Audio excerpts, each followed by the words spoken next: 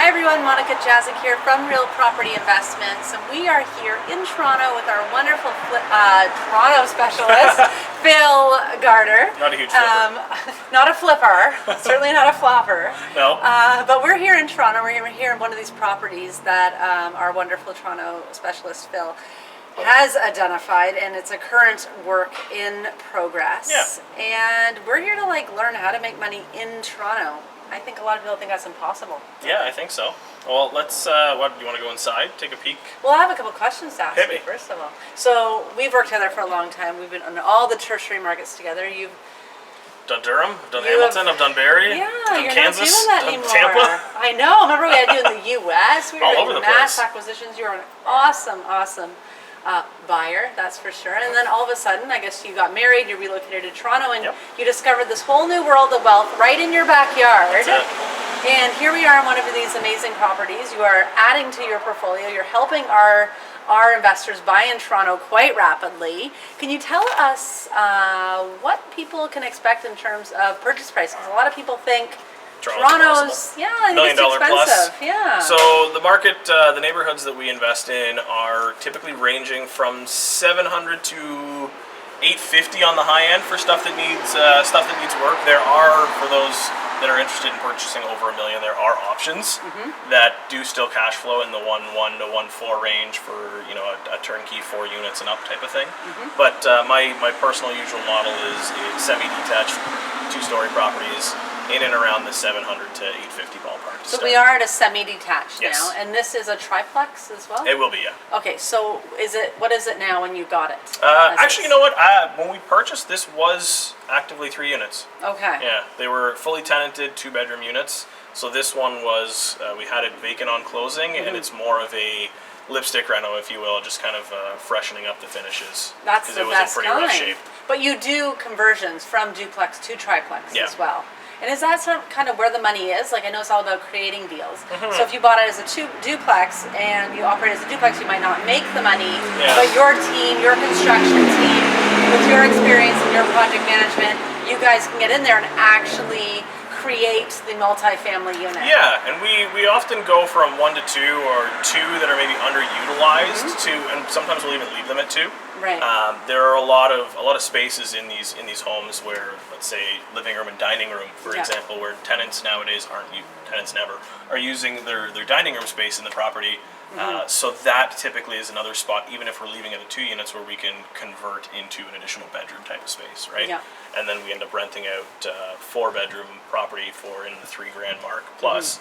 Which even if we're not doing a 3-unit, the 2s, the cash flow does still work there. So the rental market in Toronto is a lot higher than it is in the Barrie, it is in the Hamilton, and all Yes. the other areas we explored together, Yep. and that you actually used to manage. You have managed properties All around. all throughout Ontario. Yes. You are property manager extraordinaire. So not only are you a real estate agent, Yep. you also are a real estate investor with your own stuff, and you have the property management experience as well as construction management and conversion. Because when That's you right. were doing property management, you weren't there with your clipboard, serving No. advice to tenants. You also In the trenches. were in the trenches, managing contractors. You're not immune to underpinning Nope. basements and doing these whole construction projects as well. So in Toronto, what are the rents that someone would expect per unit in this triplex? What are people currently paying? So our 1-bedroom basements start at $1,400 a month. Wow. For the basements, our 1-bedrooms above ground, so call it a main floor or a top floor, are typically in the $1,800 plus range. And that is inclusive of utilities. If we were to do it utilities all in, we would likely drop it a little bit if we were to do utilities extra, on the tenants. But for speaking of all-inclusive rents, $1,400 is kind of bare minimum nowadays for a basement apartment. If you have a 2-bedroom basement, you're talking about 16. And then if we're doing a 3 or a 4-bedroom top floor, main floor type of unit, so a little bit of a larger unit, we're typically targeting the high 2,000, low 3,000 range, depending on finish level. You can't get that elsewhere. That's great rents. That's fantastic. Very high demand. And did you say they are inclusive or? Typically we're doing them inclusive, yeah. Inclusive. So you pay for the utilities Yes. as well.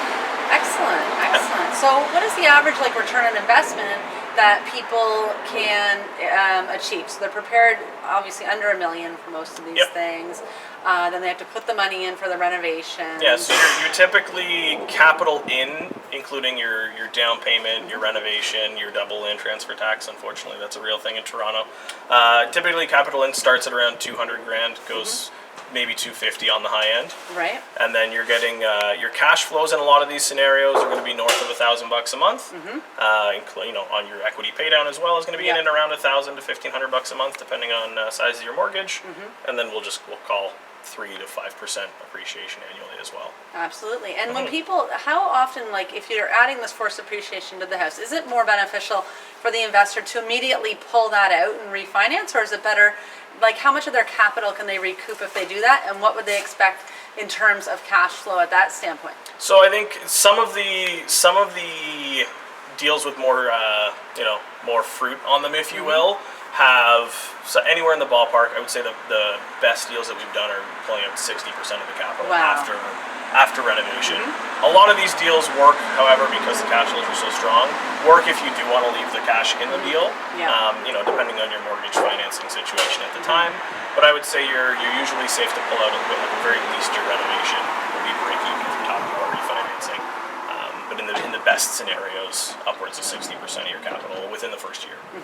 And so that's another strategy. But obviously, each property is its own, Exactly. investment. Each property and each investor have their own kind of And you needs work and with wants. people, you show them their goals, and we obviously work with people, show them what their goals are, what they're trying to meet. Are you trying to pull it out so you can do it again? Are you trying to pull it out so, you can kind of and just bank on the appreciation? Do you need that money? Because people could really go into their HELOCs and access money that way. They might need to repay it back immediately. And then you are the proud owner of a property in Toronto. Maybe it's cash flow neutral, but you do have the appreciation. And you also have, obviously, the economic fundamentals in Toronto is only going up. Yeah. Excellent, excellent. Well, on the next video, we are going to see some footage inside the home, so stay tuned. Monica Jazik, Real Property Investments. See you later.